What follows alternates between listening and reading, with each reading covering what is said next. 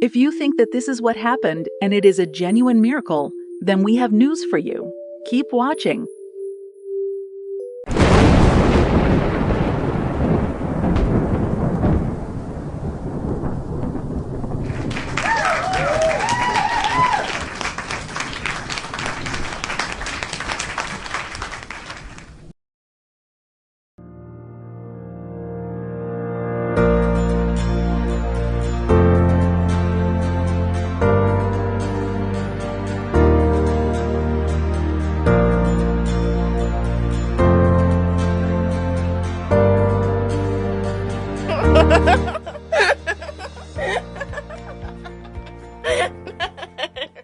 While our sister has a hearty laugh, I welcome you to a new episode about the life of Muhammad.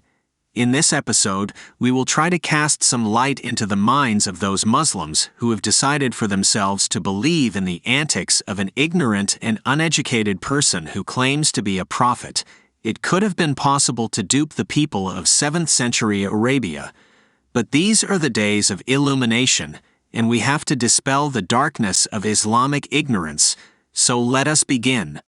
So let us start by discussing what the Islamic sources say about this supposed event of moon splitting. In Sahih al-Bukhari 4864, we read as follows, narrated Ibn Masud. During the lifetime of Allah's Messenger, the moon was split into two parts. One part remained over the mountain, and the other part went beyond the mountain. On that, Allah's Messenger said, "Witness this miracle." Let us now understand this passage for what it says. He says one part remained over the mountain, and the other part went beyond the mountain, which means that he could not see the other part of the moon. If this is the miracle of Muhammad, let me show you a similar miracle, which we all observe, especially when there is an occurrence of the lunar eclipse. Notice this clip from an eclipse capture, and I purposely brought you a clip which has a mountain to compare. As the moon moves across the eclipse, you can notice that there is a visible portion and also an invisible portion. The invisible side is supposed to be on the other side of the mountain. How different is this from the explanation of Sahih al-Bukhari 4864? I have to tell you that as per this hadith, Muhammad never claimed to have done this miracle. All that he said was to witness this miracle. We have enough and more hadiths, which tells us that Muhammad was quite scared by it and attributed it to Allah casting fear on humans by it. Let me read this hadith to you. It was narrated that Abu Bakr said, "We were with the Prophet, and the sun became eclipsed. He got up and went to the masjid, dragging his garment in haste. The people stood with him, and he prayed 2 rakas as they usually prayed. When the eclipse ended, he addressed us and said, 'The sun and the moon are 2 of the signs of Allah, with which he strikes fear into his slaves. They do not become eclipsed for the death or birth of anyone. If you see either of them being eclipsed, then pray and supplicate until it removed it from you.'" It is not at all a problem for the people of the 21st century, as we know that these cosmic phenomenons are part of the solar structure caused by the movement of celestial objects. And I perfectly understand that the people of ancient Arabia were quite a backward group who thought these as some fear-casting work of Allah. But what surprises me is that there is a huge group of people following Islam in these modern days and believes in this kind of fairy tales. Even more amusing are the comments which proves that they are still an ignorant lot like their prophet and his initial followers. Look at this photograph of a solar eclipse. You can very well say that the sun is split into 2. When people continue to read and believe in a book that has no scientific base, they will go to any extent to prove their faith. Thankfully, many Muslims are getting educated these days and have stopped believing in these myths of Arabia. Apart from the scientific blunder, what is more intriguing is the fact that Muhammad prophesied the last day based on this event, and that is what has certified him a false prophet. There are hardly any prophecies of Muhammad in the Quran. However, this one prophecy of Muhammad had proved him to be a false prophet beyond any doubt. Let me show you this prophecy of Muhammad from Surah 54 verse 1 and 2. It says that the hour of doom or the last hour has arrived, and the split of the moon is the sign for it. Now we who are living 1400 years after the event know that the split of the moon was actually a lunar eclipse and not the end of the world. When will our Muslim friends realize that? Verse 2 shows us that Muhammad indeed believed what he said, and was accusing people who do not believe it, as the ones that turns away at the sight of this divine sign of the last day. It is quite possible that the psychology of Muhammad was oriented towards the last day events, as explained by Waraka. Waraka, being a member of some Christian cult, was aware of the celestial events that would happen at the return of Christ, which is the last hour in Christian eschatology. One of the signs at the return of Christ is the moon becoming blood red. It is quite probable that these eschatological passages from the Bible played in the mind of Muhammad, and he thought it smart to connect the eclipse as a miracle of the last hour. Unfortunately, most Muslims are fed with lies by their religious leaders and never bothered to use their brains, and hence they are assuming that the so-called split happened like this. And what is even more interesting is when they come to us claiming that NASA has confirmed this event. Checking for facts is one skill that most Muslims lack. Now let me show you what NASA has to say about this claim of moon split. There is a 300-kilometer-long rift line called Rima Ariadius in the moon, and some Muslims have taken part of that picture and gone around the internet claiming that as a proof of the split of the moon. This is because they are very well aware that there are Muslims who will swallow it lock, stock, and barrel. They even went to the extent claiming that NASA has said it is the evidence of moon split.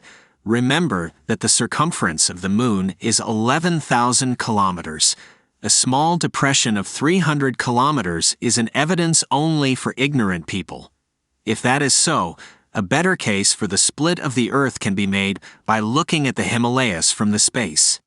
In 2010, NASA scientist Brad Bailey was asked about this and replied, "My recommendation is to not believe everything you read on the internet. Peer-reviewed papers are the only scientifically valid sources of information out there. No current scientific evidence reports that the moon was split into two or more parts." Now that the NASA problem is solved, let us look into another argument which our Muslim friends often give as evidence. This same thing was eluded by one of our viewers in his comment. "I have looked across the internet and have not found any records of anybody having seen a moon split other than viewing of lunar eclipses. There is this lie floating around with some Muslims telling that a king of India accepted Islam after seeing the split moon. However, there are no evidence other than some vested Muslim writers making those stories. The oft-quoted incident of Chairman Perumal is historically debunked already. He lived over a century after Muhammad, and such legends are not historical evidences. Now let me give in to the argument of these Muslim friends about the Indian king Chairman Perumal having viewed the moon split. We need to know that a lunar eclipse is viewed throughout the area where there is darkness at night. Look at this map. India and Saudi are close. In fact, the time difference between both the countries are just 2.5 hours. The distance is not even like that of the Eastern Standard Time and the Pacific Standard Time of North America. When it is 8 p.m. in Saudi, it is 10:30 p.m. in India. Therefore, it is quite natural that both of them observe the same lunar eclipse. Look at this chart, and you will realize how the paths of the eclipse are shown for the solar eclipse, whereas for the lunar eclipse, it is a huge area from which it is visible. This is the prediction date for the solar and lunar eclipse for the year 2024. The solar eclipse is visible across a specific path because the moon revolves around the Earth.